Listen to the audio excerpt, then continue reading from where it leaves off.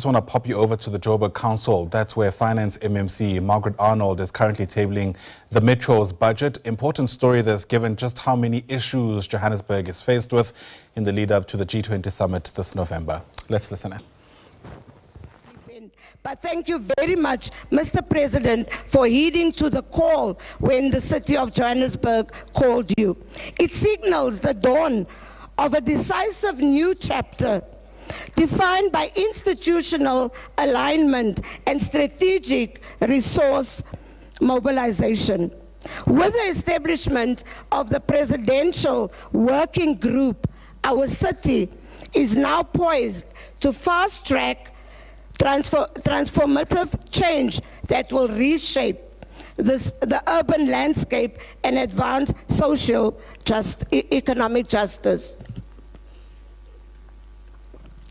Through the strength and partnership between the city and the presidency, Joburg is accelerating precinct-level urban upgrades that directly address spatial inequality entrenched by apartheid. I know some will say, why call up apartheid? But that's only the truth.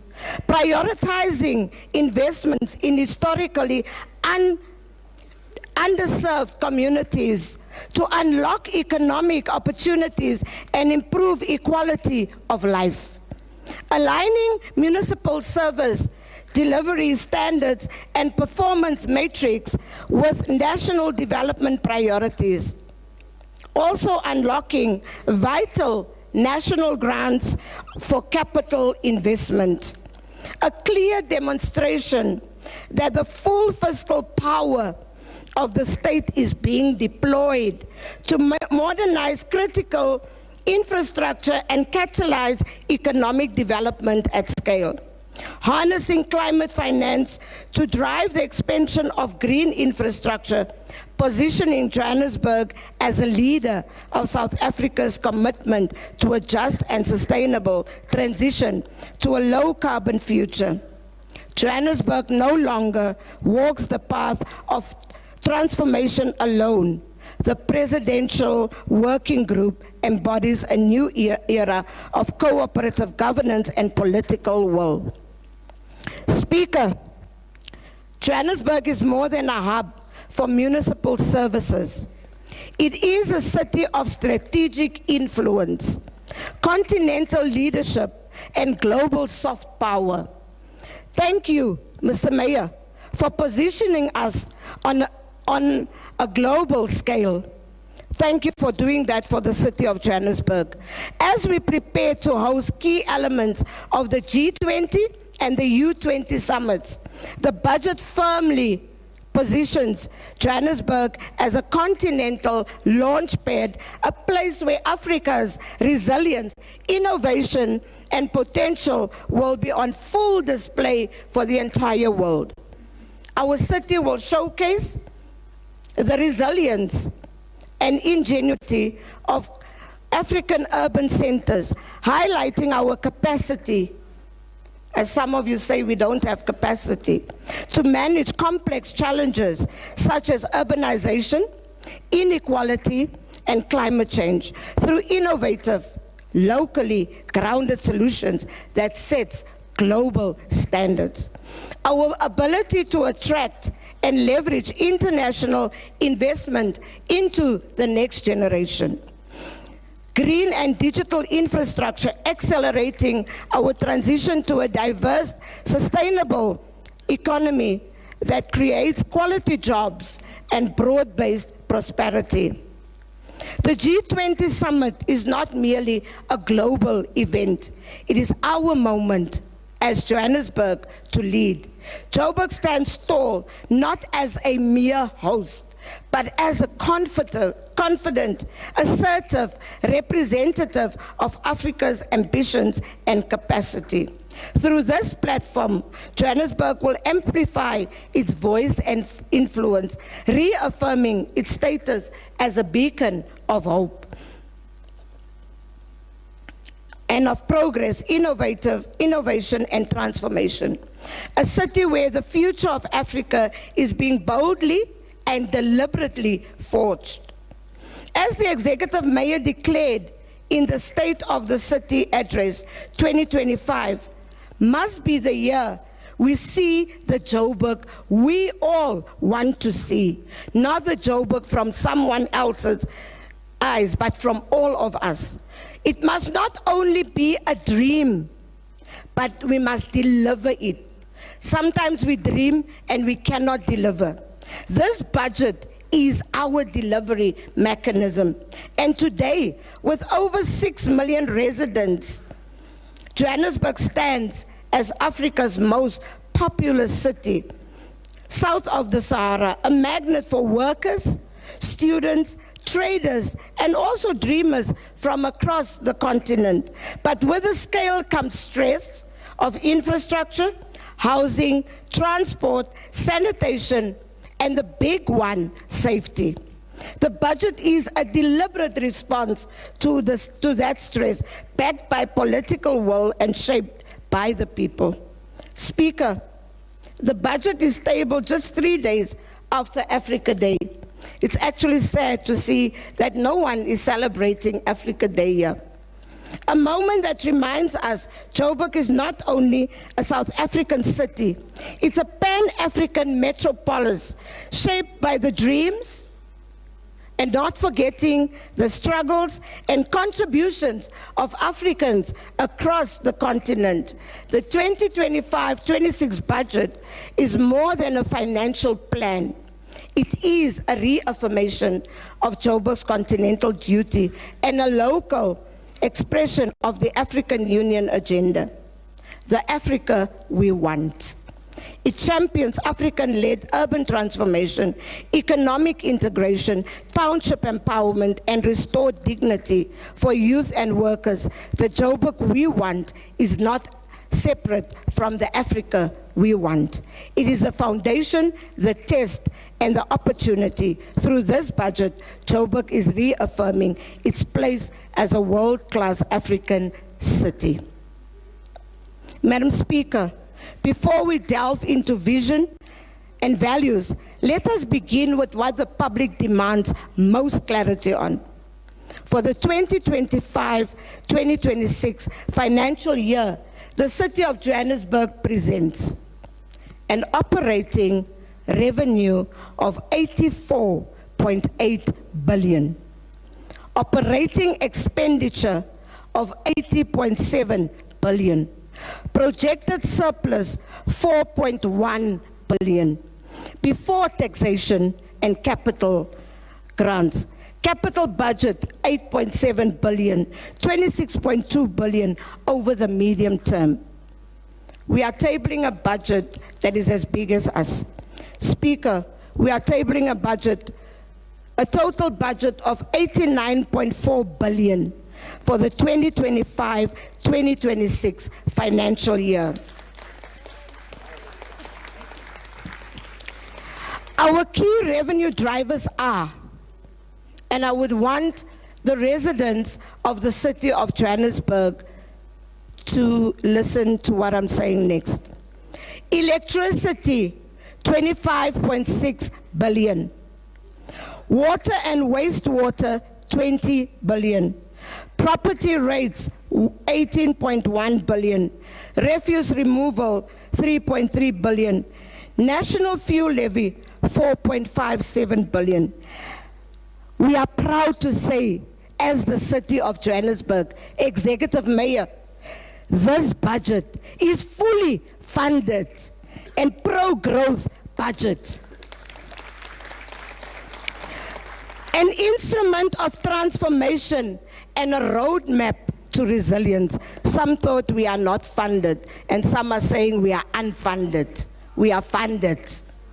The City of Johannesburg 2025 budget is tabled against a backdrop of persistent economic challenges, both nationally and locally.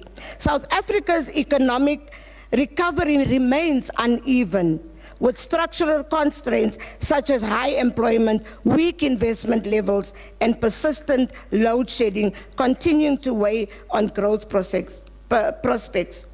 At the national level, fiscal pressures remain high, While Treasury has maintained a commitment to fiscal consolidation, revenue shortfalls and rising debt service costs have narrowed the scope for increased intergovernmental transfers. This has direct implication for municipal budgets, not only the city of Johannesburg, particularly in metros like Johannesburg, which supplements our revenue based on national transfers. Locally, Johannesburg's economy remains the largest of any city in South Africa, based on its contribution to the national GDP. The city's economic base is diverse, anchored in finance, in business services, ICT, logistics, and trade. However, sectors such as construction and manufacturing remain subdued, while small business, key drivers of job creation, faces rising operational costs and limited access to credit. Unemployment in the city remains above 30%, with youth unemployment especially acute. Although headline inflation has moderated to around 5%, the cost of key inputs such as electricity, fuel, and food remains high, putting pressure on both households and municipal operations. Moreover, the ongoing energy crisis continue to disrupt service delivery and deter investment, highlighting the urgent need to improve energy resilience and infrastructure maintenance. As we craft this budget, our priority is to protect the most vulnerable, support economic recovery, and invest in infrastructure, and that is the backbone of our municipal mandate and lays the foundation for inclusive growth. Sound financial management, targeted investment, and improved service delivery remains our tool to navigate the current economic terrain and build a more resilient, equitable Johannesburg. Today, we table a political compact, a contract between the people and their government, rooted in the lived realities of our residents and driven by a renewed vision of Johannesburg. This is, as I said in the beginning, a people's budget. Madam Speaker, the budget is tabled at a time of profound urgency. Joburg is a city of contrast. We are a magnet of hope and opportunity for over 6 million, and yet there's a fierce optimism that lives in Johannesburg. The resilience of our people from Zandspruit to Orange Farm, from Hillbrow to Roodepoort, tells us this is not a city in decline. It is a city demanding rebirth. And this budget is the start of a rebirth. Today we rise in this chamber, not merely to table figures, colleagues, but to present a vision shaped by the people of this great city and driven by our collective commitment to build a Johannesburg that works for many, not just the few. We all need to be part of this Johannesburg that works. For too long, we have not been a part of it. The city of Johannesburg stands at a critical crossroad. The growing demand for service, urban migration, and a challenging fiscal climate, which presents real pressure, but they also present opportunities. Opportunities to reimagine with what a local government can be. It can be responsive, it can be transparent and unrelenting in its services to its people. The budget reflects that alignment. It is a local expression of South Africa's National Development Plan, the NDP. But we are not doing this alone. Through the DDM and intergovernmental collaboration, we are synchronizing local development with national priorities. Johannesburg is not just another municipality, and we're all aware of that. It's the economic engine of South Africa. Our city contributes 15% to the national GDP and 44% to the Gauteng's GDP. When Joburg thrives, South Africa moves forward. It is time for Johannesburg to rise again, not as a city of crisis, but as a city of solutions. This budget is our rallying call for an era of alignment, accountability, and ambition. In a city that is still carrying heavy scars of apartheid, spatial planning, and economic exclusion, our duty is not just to deliver services, it is to correct historical injustice. This is why this administration unapologetically centers the indigent and the working class in our budget through the continuation of a robust expanded social package, the ESP. This is not charity, it is justice. Not you, Charity. In this budget, all residents will continue to receive the first 6 kiloliters of water for free. That's why we're working on infrastructure. In this budget, all residents will continue to receive that 6 kiloliters.